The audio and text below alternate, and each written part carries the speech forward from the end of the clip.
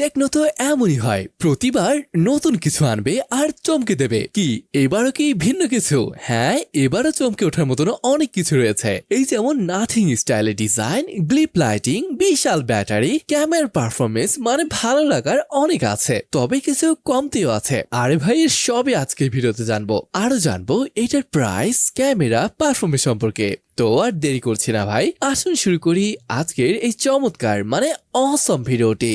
Guys, আরেকটা request, please আমাদের এই ছোট চ্যানেলটিকে সাবস্ক্রাইব করে আমাদের পাশেই থাকবেন। তো এবার না হয় আমরা টেকনো পোভা 8 এর ডিজাইন দিয়ে শুরু করি। তো টেকনো ভাই কালার এনেছে মাত্র দুইটি, আর কালার গুলো অসম্ভব সুন্দর দেখতে।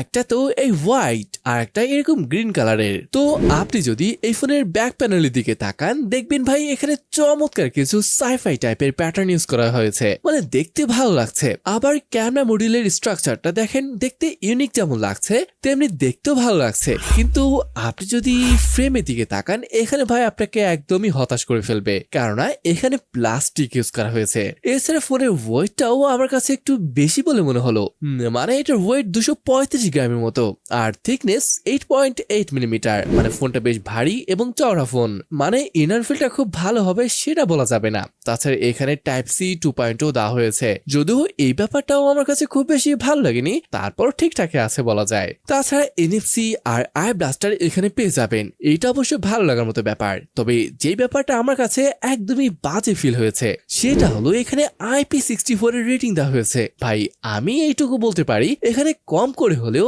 IP68 এর রেটিং দেওয়ার দরকার ছিল, বাট সেটা তো নেই। তবে এটাকে সব থেকে বেশি প্রমোট করা হয়েছে এখানে যে ক্যামেরা দেখতে পাচ্ছেন, এখানে থাকা এলইডি ডিসপ্লেটি। এইটাতে আসলে 117টা এলইডি লাইট রয়েছে, যাকে অ্যালাইভ ম্যাট্রিক্স বলা হচ্ছে। এটা চার্জিং টাইমে দেখাবে কতটা চার্জ হয়েছে, নোটিফিকেশন শো হয় এখানে। কিছু উইজেটও এখানে দেখা যাবে, মানে এই একটা জিনিসের জন্যই হয়তো অনেকে এটাকে পছন্দ করবে।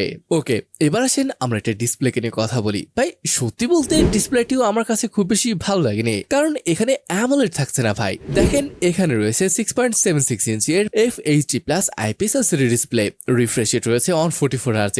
আর যদি ব্রাইটনেসের কথা বলি, এটা ব্রাইটনেস 950 নিটস, যেটা এইচবি মোডে। যেহেতু আইপিএস ডিসপ্লে, তাই এখানে ওয়ালেস অন ডিসপ্লে পাচ্ছেন না, সাম টাইম ডিসপ্লে রয়েছে। ডিসপ্লে ব্রাইটনেস কিছু কিছু সিনারিওতে কম ফিল হয়েছে। ডিসপ্লে ব্রাইটনেস নিয়ে খুব বেশি প্রবলেম হবে না, যদি না সে জায়গায় প্রচুর সানলাইট না থাকে, যেটা খুব একটা খারাপ লাগার তো ভাই কথা না। তবে খারাপ লাগবে যে ব্যাপারটা, সেটা হলো এখানে ভাই সিঙ্গেল বটম ফার স্পিকার দেওয়া হয়েছে, কোন স্টিরিও স্পিকারের সেটআপ এখানে পাচ্ছে না। এটার জন্য ভাই মনটা অনেক খারাপ হয়ে গেল।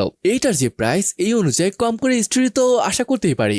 বাকি এখানে পান্ডা গ্লাসের প্রোটেকশন রয়েছে, যেটা ঠিক আছে। এখানে 144 Hz রিফ্রেশ রেট পাচ্ছেন, যদি এটা সব জায়গায় চলে না, এটা অ্যাডাপটিভ রিফ্রেশ রেট ওয়ালা ডিসপ্লে।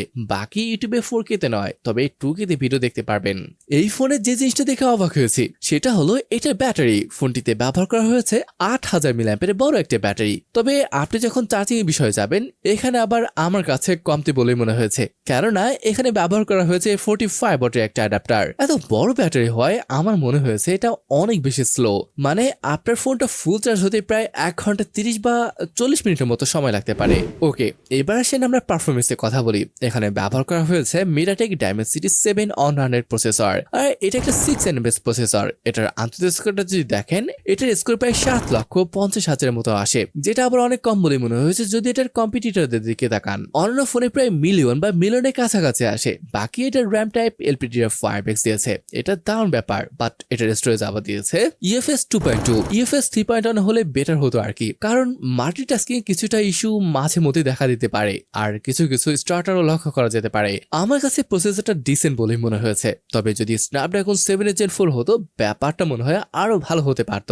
এবার গেমিং এ যদি বলি, BGMI ভাই 60 FPS এ খেলতে পারবেন, গেমিং মোটামুটি ভালোই করতে পারবেন। তবে এটা যে প্রাইস, সে অনুযায়ী সত্যি বলতে এটার পারফরমেন্স তেমন মনে হয়নি। কানেক্টিভিটি নিয়ে বলে 5G, Wi-Fi 5, NFC, I blaster এসবই থাকবে এই ফোনে। তবে এখানে প্রবলেম মনে হয়েছে Wi-Fi 5 নিয়ে, এখানে 6 হওয়াটা দরকার ছিল। সাইড মাউন্টেড ফিঙ্গারপ্রিন্ট সেন্সর পাচ্ছেন, যেটা বেশ ফাস্ট ছিল। সফটওয়্যার নিয়ে বললে এখানে HiOS 16 বেস অন Android 16। এটার UI আগে থেকে অনেক বেশি ক্লিন মনে হয়েছে, বেশ অপটিমাইজও। এখানে ওয়াইস আপডেট পাবেন 2 বছরে, আর 2 বছরের সিকিউরিটি আপডেট। তবে বাজে ব্যাপার হচ্ছে এই প্রাইসে আপনাকে সাইড মাউন্টেড ফিঙ্গারপ্রিন্ট দেখতে হচ্ছে। ওকে, এবার আসেন আমরা এটার ক্যামেরা নিয়ে কথা বলি। এখানে একটা মাত্র ক্যামেরা সেন্সর রয়েছে আর সেটাও 50 মেগাপিক্সেলের। এটা সনি এর LYT-600 সেন্সর। আর ক্যামেরা স্যাম্পল গুলো দেখেন, মনে হয় না খুব একটা খারাপ লাগবে। লো লাইটের শট গুলো দেখেন বেশ ভালোই আসছিল, যদিও ওয়াইস না থাকায় মাঝে মাঝে ব্লার হয়ে যাচ্ছিল, যে ব্যাপারটা ভালো লাগেনি। তারপরেও এটার ক্যামেরা পারফরমেন্স মনে হয় না খুব বেশি খারাপ লাগবে, বিশেষ করে দিনের আলোতে। আমি এক্সপেক্ট করিনি এমন ক্যামেরা পারফরমেন্স পাবো, বেশ ভালো আসছিল। বাট যদি কোনো আল্ট্রাওয়াইড বা টেলিফটো থাকতো তাহলে আরো বেশি ভালো হতে পারতো। আর এটা দিয়ে পোর্ট্রেট ফটোগুলো কিন্তু বেশ ভালোই আসে, যেমনটা দেখতেই পেলেন। ভিডিওগ্রাফি নিয়ে বললে আপনি সর্বোচ্চ 2K তে ভিডিও রেকর্ড করতে পারবেন। ফ্রন্ট ক্যামেরা দিয়ে সেম 2K তে ভিডিও রেকর্ড করা যাবে। ওভারঅল ডে লাইটে আপনি চমৎকার শট নিতে পারবেন। সো ক্যামেরা সাইডটা আমার কাছে পজিটিভ বলেই মনে হয়েছে। আচ্ছা, এবার যদি এটা প্রাইসে বলি, দেখেন আমি এত কিছু বললাম জাস্ট এটার দাম হিসাব করে। এটা ইন্ডিয়ান রুপিতে 30,000, যেটা টাকায় কনভার্ট করে দাঁড়াচ্ছে 38,000 টাকা। যদিও দামটা আরো খানিকটা বেড়ে যাবে দেশে আসার পর। এটার দাম যদি 30-এর নিচে হতো তাহলে এখানে যা দিয়েছে এটা ডাউন সব স্পেক্স হতে পারতো, বাট স্পেক্স হিসাবে প্রাইসটা অনেক বেশি বলে মনে হয়েছে আমার কাছে। তো এই ফোনের আসলে কি ভালো লাগলো আমার কাছে, দেখেন এটার ডিজাইনটা দারুণ ছিল, এর বড় ব্যাটারি পাচ্ছেন, সাথে ক্যামেরাটা ভালো লাগার মতো ছিল, আর গ্লিপ ইন্টারফেস। তো গাইস এই ছিল আজকে ভিডিওটি। কেমন লাগলো তা কমেন্ট করে জানাতে পারেন। তাহলে আজকে ভিডিওটি এখানেই শেষ করছি, দেখা হবে পরের ভিডিওতে। ততক্ষণ পর্যন্ত ভালো থাকুন, সুস্থ থাকুন, আল্লাহ হাফেজ।